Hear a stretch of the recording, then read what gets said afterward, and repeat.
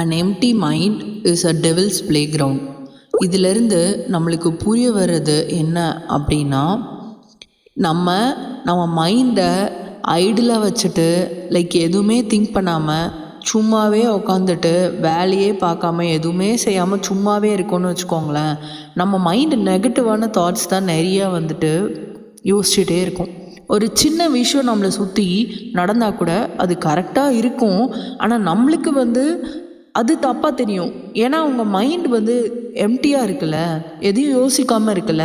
அப்போ இந்த மாதிரி சின்ன சின்ன விஷயத்தை காம்ப்ளிகேட் பண்ணி பெரிய விஷயமாக அது யோசிச்சுட்டு நம்மளையும் அது ஸ்ட்ரெஸ் பண்ணிக்கிட்டு ஒரு விதமான நெகட்டிவ் என்வாயர்மெண்ட்டை க்ரியேட் பண்ணும். சே ஃபார் எக்ஸாம்பிள், நீங்கள் உங்கள் வீட்டில் உட்காந்துட்டு இருக்கீங்க, நீங்கள் வேலை எதுவும் பார்க்கல, சும்மா தான் இருக்கீங்கன்னு வச்சுக்கோங்களேன்.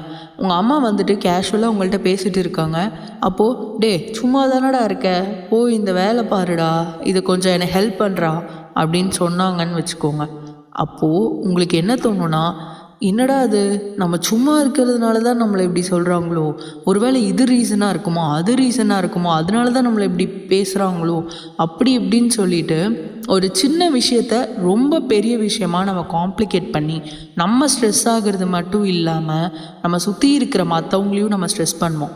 அதனால் முடிஞ்ச அளவுக்கு உங்கள் மைண்டை எந்த அளவுக்கு என்கேஜாக வச்சுக்க முடியுமோ நீங்கள் அந்த அளவுக்கு என்கேஜாக வச்சுக்கோங்க. சம்திங் ஆர் அதர் உங்களுக்கு ஏதாச்சும் ஒன்று பிடிச்சிருக்கோம்ல, சும்மா இருந்தால் கூட அந்த டைமில் ஃப்ரீ டைம் இருந்தால் கூட அந்த டைமில் உங்களுக்கு என்ன பிடிக்குமோ, உங்களை எது என்டர்டெயின்டாக வச்சுக்குமோ நீங்கள் அதை பண்ணுங்கள். மியூசிக் கேட்க பிடிக்குமா, மியூசிக் கேளுங்க. விளையாட பிடிக்குமா, விளையாட போங்க. ஸோ எதுவுமே இட்ஸ் அன்ஸ்டாப்பபிள். நம்ம மைண்டை நம்ம கண்ட்ரோல் பண்ண முடியும். ஸோ எல்லாமே பாசிட்டிவாக நடக்கணும்னா நம்ம எப்போயுமே நம்மளை ஆக்குப்பைடாக வச்சுக்கணும். அப்போ தான் நம்மளுக்கும் நல்லது, நம்ம சுற்றி இருக்கிறவங்களும் ஹாப்பியாக இருப்பாங்க.